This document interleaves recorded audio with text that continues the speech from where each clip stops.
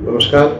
आज हमारे साथ आगरा जी की माहिर डॉक्टर मीनाक्षी जी मौजूद हैं और हम आपके लिए एक नए सब्जेक्ट के साथ आज पहली बार शुरुआत कर रहे हैं। और पहला सब्जेक्ट डॉक्टर साहब आज बताएंगे रक्त वाहिका का जो प्रवाह अधिक प्रवाह होता है, अक्सर लोगों को ये शिकायत रहती है, किस किस तरह की गंभीर अवस्था से उनको गुजरना पड़ता है और उसका उपचार किस तरह से किया जा सकता है।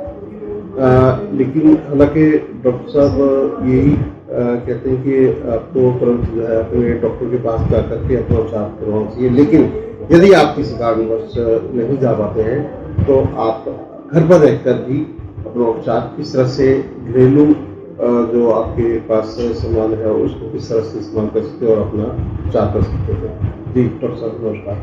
नमस्कार, मेरा नाम डॉक्टर मीनाक्षी जी है, जैसे कि आपने बताया। तो आज हम बात करेंगे कि हमारी बॉडी में से कई तरह से ब्लीडिंग डिसऑर्डर हो सकते हैं, जैसे कि नाक के माध्यम से खून आ सकता है। कभी कभी ऐसा होता है कि मोशन के माध्यम से खून आता है, जैसे हम बवासीर कहते हैं, खूनी बवासीर कहते हैं आम भाषा में। या कभी कभी फीमेल्स को जैसे कि प्रॉब्लम होती है, रक्त परत की समस्या हो जाती है, जब उनको मेंसेस आते हैं तो उनको एक्सेसिव फ्लो हो जाता है। तो ऐसी कंडीशन में सबसे पहले तो हमारा प्राइमरी ड्यूटी थी कि हम डॉक्टर के पास जाएं, क्योंकि आयुर्वेद के अनुसार हर पेशेंट को बीमारी के हिसाब से अलग अलग ट्रीटमेंट किया जाता है। परंतु कभी कभी कुछ ऐसी हमारे पास घर में हाउस होल्ड रेमेडीज मौजूद होती हैं जिनको हम कि इमीडिएटली यूज करके टाइमिंग अपने आप में रिलीफ प्रदान कर सकते हैं अपने आप को। हम उसके बारे में बात करेंगे।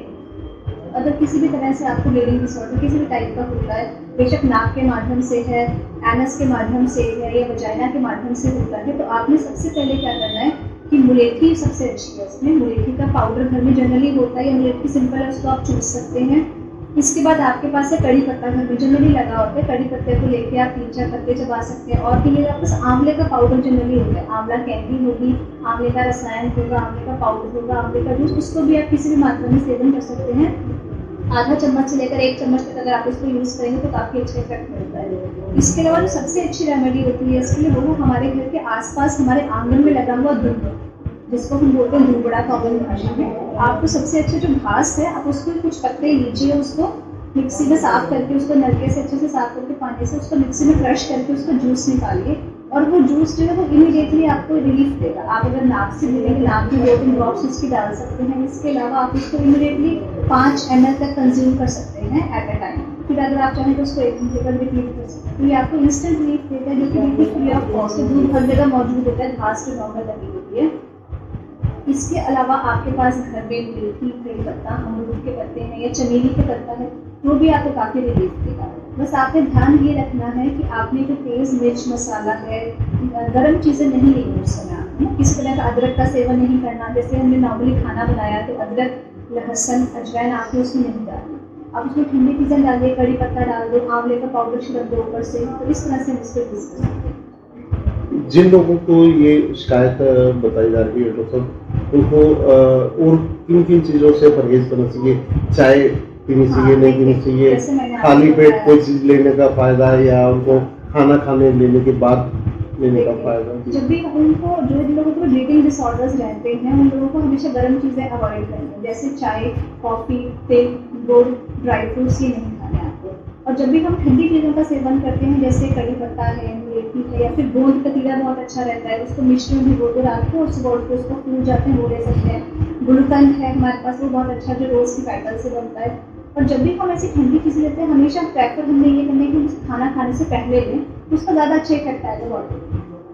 हल्की सी शहद है, सुबह खाली पेट इसको लिया जाए, सेवन किया उसको अवॉइड करेंगे। आप मलाई या मक्खन के साथ ले सकते हैं। और सुबह सुबह अपने दिन की शुरुआत आप आंवले और कड़ी पत्ते के साथ कीजिए, तो आपको सारा दिन एसिडिटी की प्रॉब्लम नहीं है। इस तरह से छोटी छोटी बातों को यूज़ करके हम इमीडिएटली रिलीफ ले सकते हैं। लेकिन इन द लॉन्ग रन आपको एग्जैक्ट पैथोलॉजी जानने के लिए डॉक्टर के पास जाना है।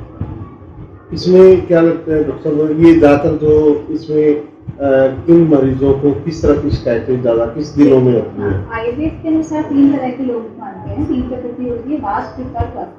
तो जो लोग पित्त प्रकृति के होते हैं उसको हम बोलते हैं एंडोमॉस। उनमें जो है पित्त की प्रेडोमिनेंस होती है, उनकी बॉडी में गर्मी बहुत जल्दी लगती है, जल्दी गुस्सा आता है, बालों में अगली ब्रेक होती है, पसीना ज़्यादा। तो जो ये उष्ण प्रकृति के लोग होते हैं, इनको ये प्रॉब्लम अक्सर रहती है, हाइपर एसिडिटी रहती है, घबराहट रहती है। तो उन लोगों के लिए ये चीज़ें बहुत फायदेमंद है। तो ये ज्यादातर गर्मी का मौसम जो है उसमें हाँ, रहेगा। बिल्कुल गर्मी के मौसम में दिक्कत ज़्यादा बढ़ेगी। तो ये जो ग्रीष्म ऋतु चलती है ना, मई से लेकर जून जुलाई तक दिक्कत ज़्यादा रहती है। तो इस समय खास करके जो गुलकंद लेंगे, गोंद कतीरा, ऐसी चीज़ों का सेवन। प्रिकॉशंस क्या होनी चाहिए, सावधानियां? हाँ, प्रिकॉशनरी ये है कि बॉडी में गर्मी को ना बढ़ने दें। एक तो घड़े का पानी का डेली यूज़ करेंगे, डेली हल्का सा दूध ले सकते हैं, गोंद कतीरा खा सकते हैं, और जब भी बाहर निकलना है उससे पहले थोड़ा सा गोंद कतीरा खाकर बाहर निकलें। और इसके अलावा हमारी कुछ मेडिसिन कंडीशंस बहुत अच्छी हैं, जैसे कामरूखा रस है, सूर्यशेखर रस है, जो कि बॉडी में नेचुरल कूलिंग पदार्थ है। अगर हम कुछ नहीं कर सकते, सिंपल सुबह के कड़ी पत्ता 3-4 खाएंगे तो भी हमें काफ़ी रिलीफ है। चलिए, बहुत बहुत। इसके अलावा डॉक्टर साहब कोई और चीज़ अगर आप बताना चाहें तो? बस इसमें आपको यही ध्यान रखना है, किसी प्रकार के ब्लीडिंग डिसऑर्डर में आपने अपनी बॉडी में गर्मी नहीं होनी। मेन हमारा कंटेंट रहेगा कि गर्मी से हमें अपने आप को बचाना है और हमें कॉन्स्टिपेशन नहीं होनी चाहिए। तो आप मैक्सिमम आंवले का यूज़ करो ताकि बॉडी में से पित्त आपका बाहर निकलता रहे और आपकी बॉडी में कूलिंग होती है। तो ये चीज़ें जो आज डॉक्टर साहब ने बताई हैं, इन चीज़ों की सबकी सावधानी बरतनी है। सभी दोस्तों हमारे जो इस रोग से पीड़ित हैं, मरीज हैं, जो उन्हें ये सब सावधानियां बरतनी है। और जिस तरह से डॉक्टर साहब ने अपने उपचार के लिए तरीक़ाकार बताए हैं, उसे इस्तेमाल करना है, प्रयोग कीजिए और सावधानी बरतिए। अपने स्वास्थ्य का ध्यान रखिए, खुश रहें, स्वस्थ रहें। और ये उपचार जो है, डॉक्टर साहब हमारे साथ हमेशा जुड़े रहेंगे। आप संपर्क करने के लिए नीचे दिए गए नंबर पर संपर्क कर सकते हैं। धन्यवाद, नमस्कार, शुक्रिया।